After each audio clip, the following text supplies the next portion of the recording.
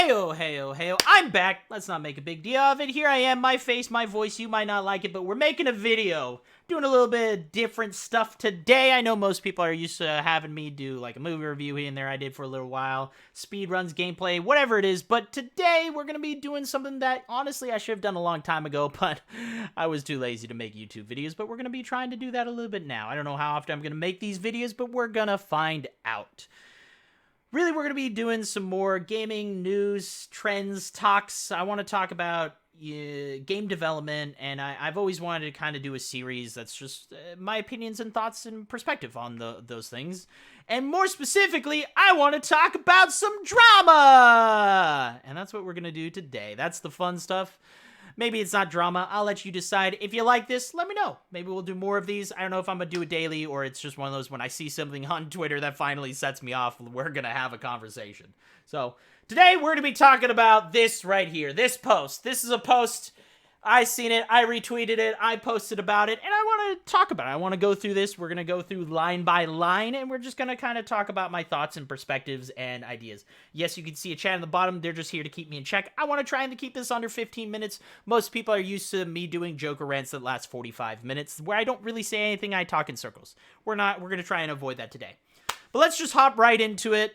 We're going to be talking about I Am Expelled. Now, to preface this, to give my credentials, I guess, I grew up since I was 10 years old working to try and be in the game industry as a game programmer, a designer. I did a little bit of art and animation. I was in QA for a year, and then for the last year, I was a QA adjacent role working at 343.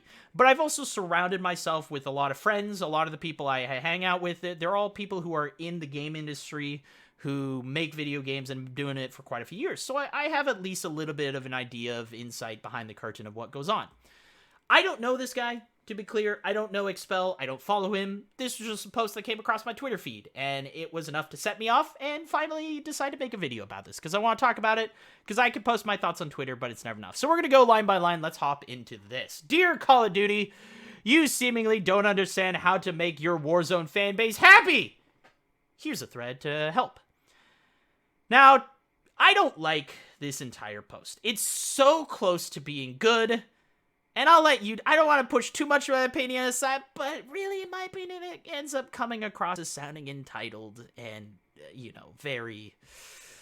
just bad. But I'll let you decide. I'll let you... I'm not supposed to push my opinion too much, but you're going to get plenty of it anyways. So we'll just go line by line, and I'll give kind of the behind-the-scene thoughts. Fix your awful servers. Servers. Fortnite rarely has any problems with their servers, even though they constantly have more players online. Desync shouldn't be an issue, so higher tick rates would help too. All right, starting out already strong. Desync, the first time I tried to do this, I do these off the cuff.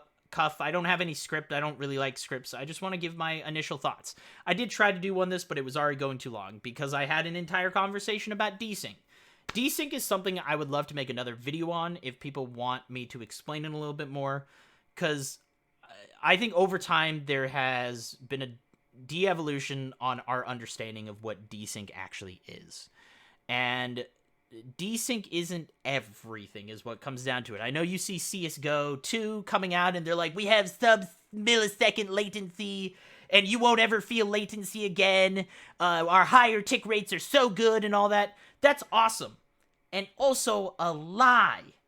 You will still have plenty of latency and still have plenty of high ping, because desync and high tick rates is not everything.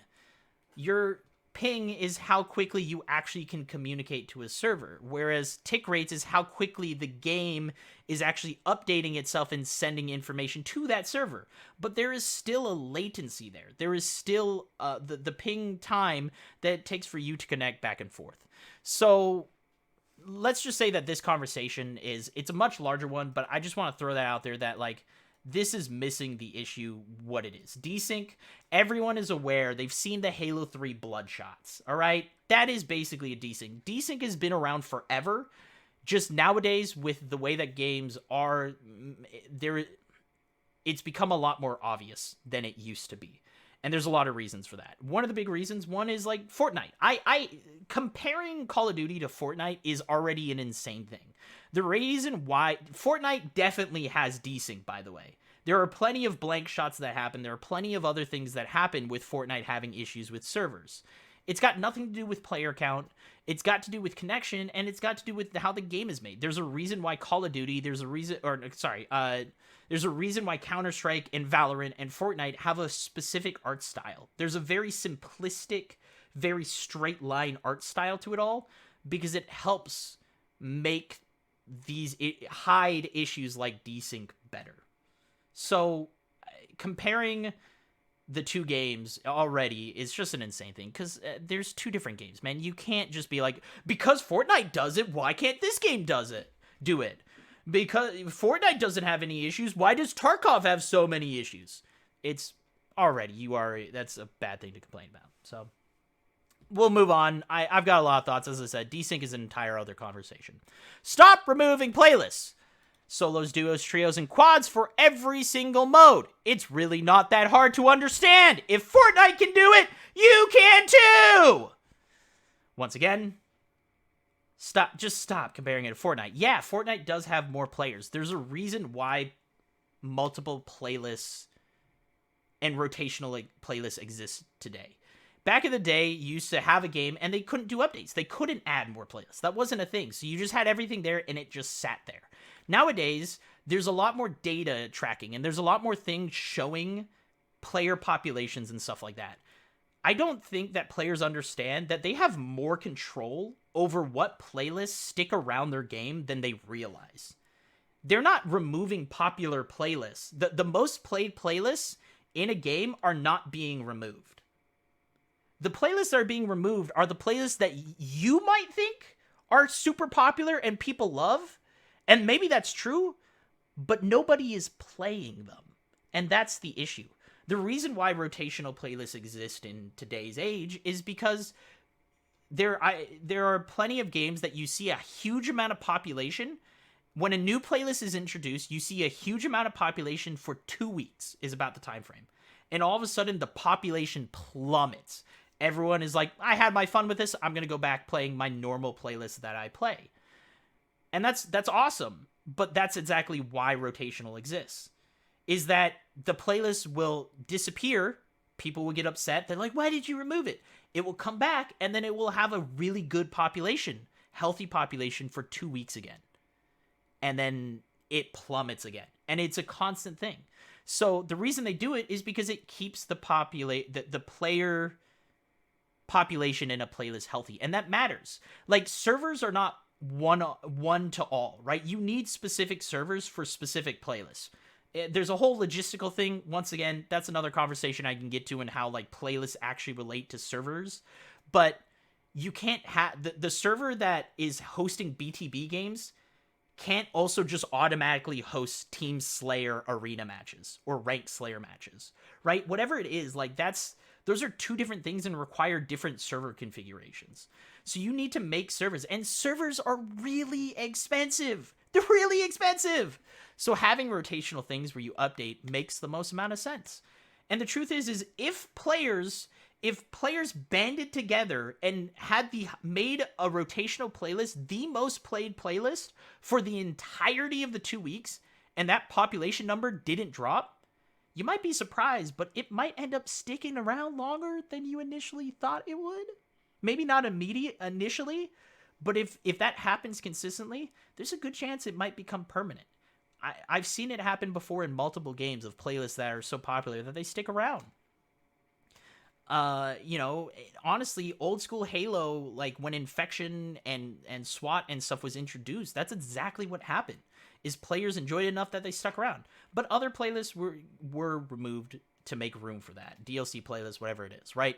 Different time frame, different things than it is nowadays. So there's a lot, like, play the game. If you want your playlist to stick around, play the playlist. It's kind of that simple, and that's kind of why it exists. They keep playlists because they need a healthy amount of people to keep queue times low and have a normal amount of skill gap the same, right? Like, that's a big reason why they need to do it. Otherwise, match times become, people complain. They're like, I haven't found a game for 6 minutes. Why is that? Well, because no one's playing the playlist. So, all right, got to move on. It's already taken too long. QA test at scale before an update. Instead of simply releasing an update, have 300 content creators play it for 1 day, 1 week before launch, and we will immediately tell you around 95% of the problems. This is insane. That, like, I'll phrase this quickly because we got plenty to go through, and there's some of these we're gonna kind of skim through a little bit more, but like this is the one that I think set me off the most. But I think this is the easiest way to explain this.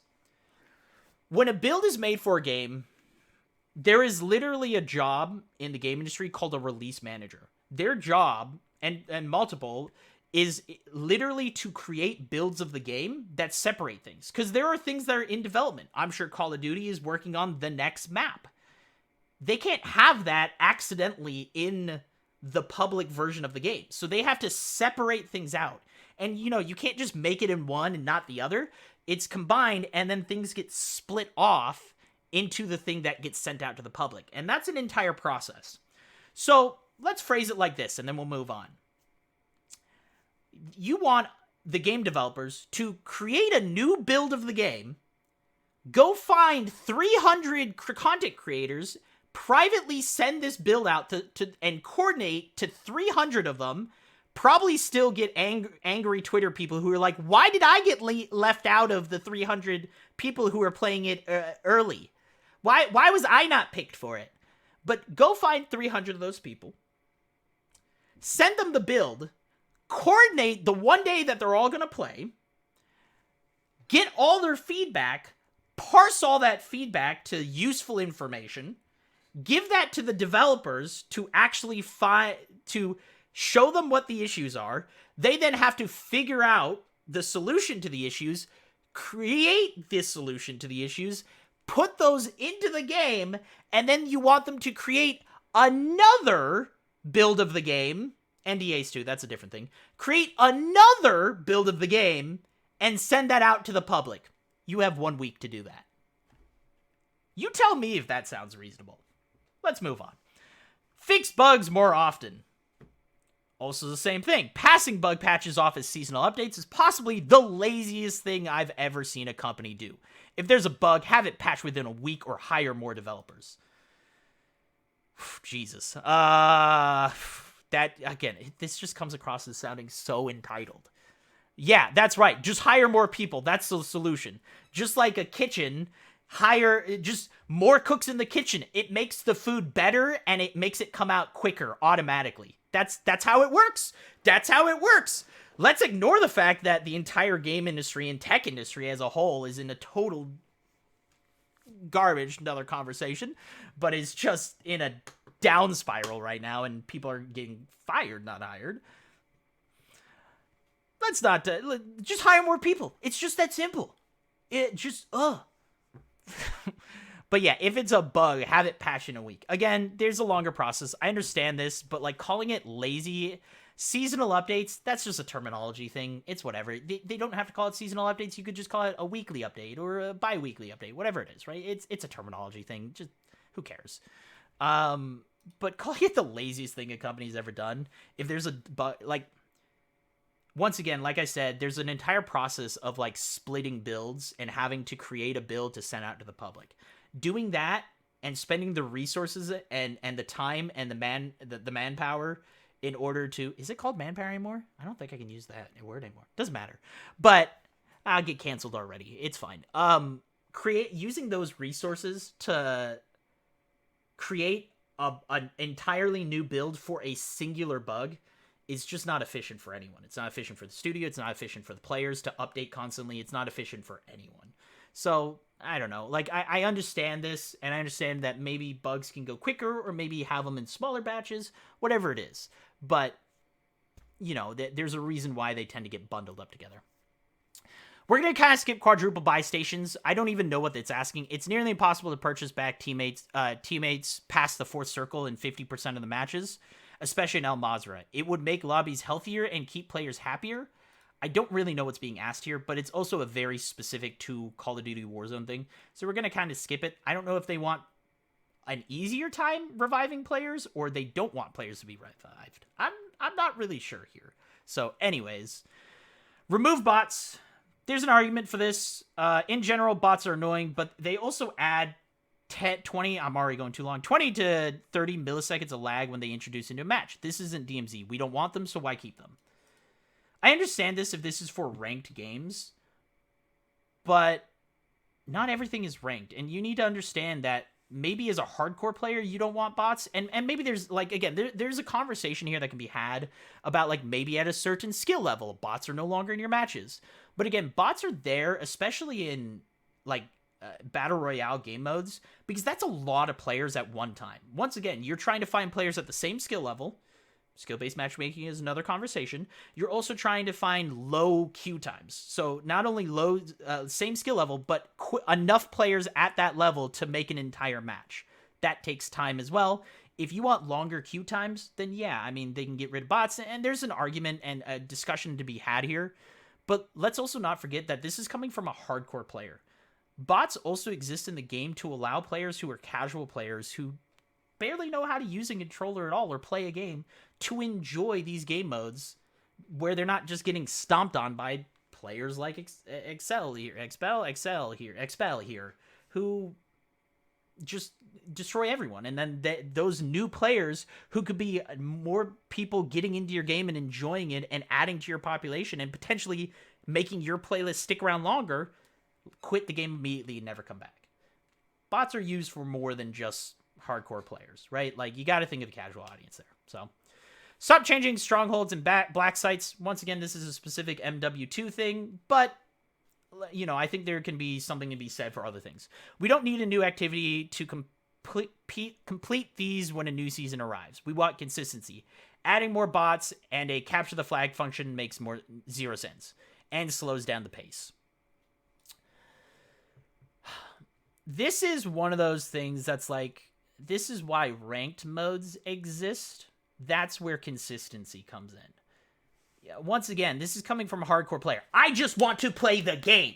I want to shoot person. That's it. Nothing else. Get rid of everything else. I don't want other weapons on the map. I don't want anything. I want my battle rifle. I know I'm letting my Halo-ness come out. I want my battle rifle, and I want it to be an aim check. If they are a worse aim than me, they lose the game. Screw everything else. So, forget all the other weapons on map and the other, skill curve that creates. Just battle rifle and skill check. Nothing else. I mean, once again, this is a player who is still playing Call of Duty regardless of all these issues. These kind of new seasonal things are a way to keep a game fresh. I understand that some people might not always like them. Maybe they don't always land as well, and some people don't like all these new features. But this is why Fortnite is as popular as it is. He literally was talking about Fortnite earlier, but the reason why Fortnite is this popular is because of how quickly they changed the map and added new features. And like, Fortnite is a completely different... I played recently. I don't understand that game at all. I don't recognize that game. It's completely different from when it first came out. It makes no sense. And that's why they exist, and it's to bring players who are, once again, casual or not playing Call of Duty all the time. There's so many other games to play. You need a reason to come back other than, hey, we updated the game, there's a few bug fixes, and I guess we added a new gun. That's sometimes not enough to get players to come back. But a new event, a new feature, and a new thing to work towards is what can bring new players back. That's why they do it. Optimize audio footsteps. While more controversial in multiplayer, Warzone players specifically cannot hear footsteps with the open world environment. I couldn't hear them, shouldn't be said when they are 2 feet away sprinting. That's audio mixing stuff. I can agree. Audio is one of the most complex things, especially in this sense. I remember the conversations that get had about footstep audio in not like in all games is probably it's probably one of the most toxic, just like annoying conversations to have, because it's probably a conversation. Like, I see it in Tarkov, I see it in Halo, I see it in Call of Duty, I see it in Rainbow Six, I see it in Counter-Strike, I see it in every single game known to man, and it is probably the worst, one of the like it's one of the probably biggest conversations to have as audio directors in an audio team, and it's probably one of the most annoying to have. For exactly this is like, yeah, audio mixing is a very complex thing, and having proper audio that makes it fair and balanced, but also makes the world feel alive is very tough to do. And so I agree. I mean, like, fair enough. Like, I don't think there's anything like, again, with all these things, like, I understand what they are getting at. I just don't like how they're saying it half the time, because there's zero idea of, hey, maybe I should look at the perspective of a game developer, right? Like, this is a complex thing, but yeah, I mean, this is a good thing of like, hey, I'm having issues hearing things. We just need better audio mixing, or give more audio options. Like, I've seen the Call of Duty settings. They only have like master volume, game effects volume, music volume, and dialogue volume. Like, maybe they break it down more. Maybe you want ambient sounds to turn down more and things like that. Like, Halo has a lot of those options that are really nice. And a lot of games. Does Tarkov have that? Nah, not so much. There's a lot of games that have those that I think can help. So yeah, I think there's something that could be said for that. Listen to the community. While there's plenty more that can be fixed, these issues are the main ones that shouldn't even have to be spoken on. Yet, they are. 6 months after release, in-game weekly surveys for players to choose from a list will answer more questions. I've been having a lot of these conversations online recently. I've been seeing this a lot coming up. They're like, game dev don't listen to me. Why? I've said it before for years, and I'll say it again. Social media is an echo chamber, right? It is an echo chamber of people who are upset and angry. You see more upset and angry than you see positive and upbeat, because positive and happy and just enjoying themselves tend to be relaxed, laid back, and quiet. The people who get angry, get heated, go online. Social media has always been and will always be a vocal minority. And that's, there's obviously a scale there. There are certain times where it's like you see enough people complain about something, it's like, okay, a change is made from that. Sonic movie? Anybody? There's a thing to be said about what is being said online.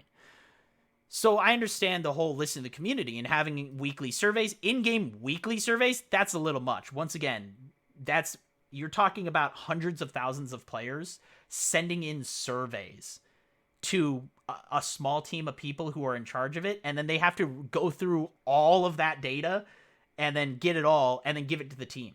By the time they're done with that, there's another conversation for another time, but by the time they're done with that, that information will be old and out of date. So, like, there's not a good system. Once again, this is an entire another thing, and this is a core root issue of, like, the pipeline for getting community feedback is not always the best. And that's where, like, social media, it has been useful for a lot of games. That being said, once again, players need to remember that they might be, not always, but they've got to remember that their opinions are their opinions of what they have issues. Maybe they hear other people online and it gives them the bias of like, well, other people are saying it too. And that might be true. But remember that for typically, and data has shown that for every one person complaining about something online, there's about 8 to 10 players who are silent, who are just enjoying themselves, right? Like, there's a disproportionate amount of players complaining about the game and the people who are really not saying anything, and then players who are happy. Remember that there is always, just because you are unhappy with something doesn't mean other people are unhappy. People enjoy things for different reasons. I know this is such a lukewarm, like, basic ass thing, but clearly this is something that some people still have a hard time grasping at times. But yeah, remember that just because you're complaining about doesn't mean everyone in the world is. Those 10 players that are silent and not really saying anything and enjoying the game, they matter just as much as the one player does who's complaining online. Just remember that. So, and then understand, we want to help, but without showing us you care, we're going to slowly switch to other titles. You're losing your hold on the market, and soon enough, you'll just be another has-been game we all used to play back in the day. Okay. I'm going to talk about this in the Call of Duty thing. Call of Duty is fine. They are still one of the highest selling games every single year forever. And they still have a ginormous audience. And they have been like that for literally 20 years at this point. Like, yes, Call of Duty will go away at some point. Nothing lasts forever. But to be like, we're all gonna leave. No, you're not. Don't lie to yourself and act like you and your audience online is that big to make a giant dent in big old Call of Duty, big man John Call of Duty himself, that is gonna make him be like, wow, ooh, we've fallen off, man. They're gonna do fine. Like, and that's the reality. That's not me being harsh. That's just me being real with you. Like, that's not me being like, no, you don't matter to the company. But you know, like, to an extent, if one of you disappears, there's 3 other people who pick the game up. Okay, like, yes, I see the argument. I get the point, but I actually had, I just posted about this, and it's a conversation for another day. I'll leave it as a little teaser. If you like this kind of video, let me know, and maybe I'll actually do a conversation.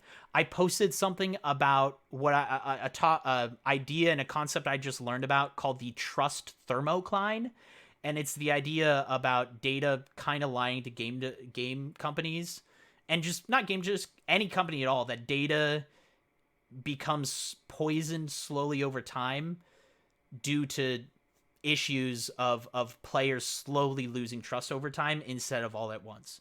It's a whole other conversation for another time, but I'll leave that as a little teaser for you that I could talk about, because I think it's a very important thing that honestly this post is talking about. This is exactly talking about. It's like, hey, we want to help, but you're not showing that you care about anything we say, so guess what? We're going to swap to something else that does care, and you're losing, like, that's that trust thermocline, and that's another conversation, but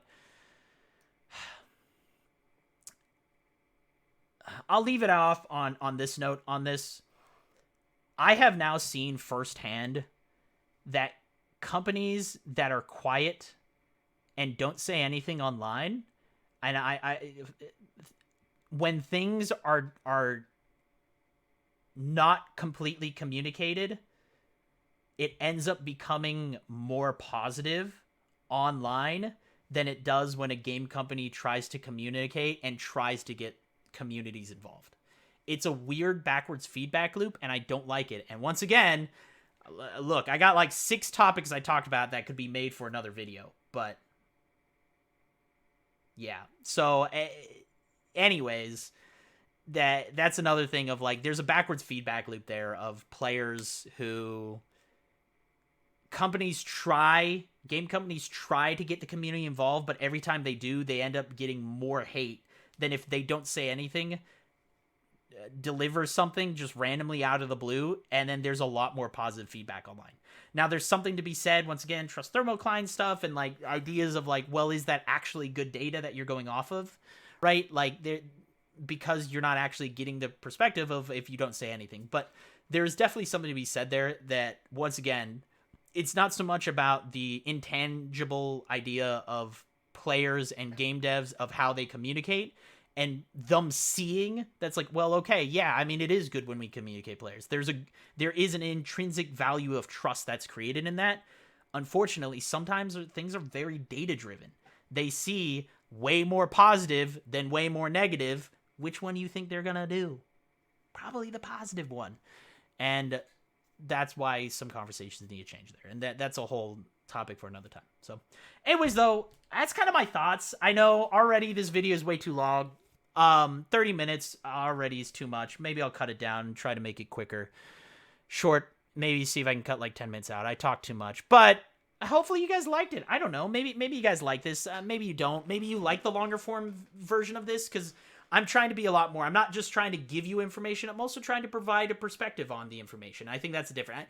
Like, again, don't tell, but I totally stole this from like Mogul Mail and Ludwig, right? But the difference is Ludwig is just like giving you the information. He's like, here's what's going on. I'm like, here's what's going on. Also, here's my thoughts. And some perspective of not just mine, but also like an idea behind the curtain. So I don't know. Maybe you enjoy it. Maybe you don't. Let me know. You decide. What do you guys think? I mean, do you think that this guy is, completely correct in everything he's saying, and that game companies should just hire more people. That'll solve all the issues. I don't know. I want to hear your thoughts. To be clear, again, these are my personal thoughts.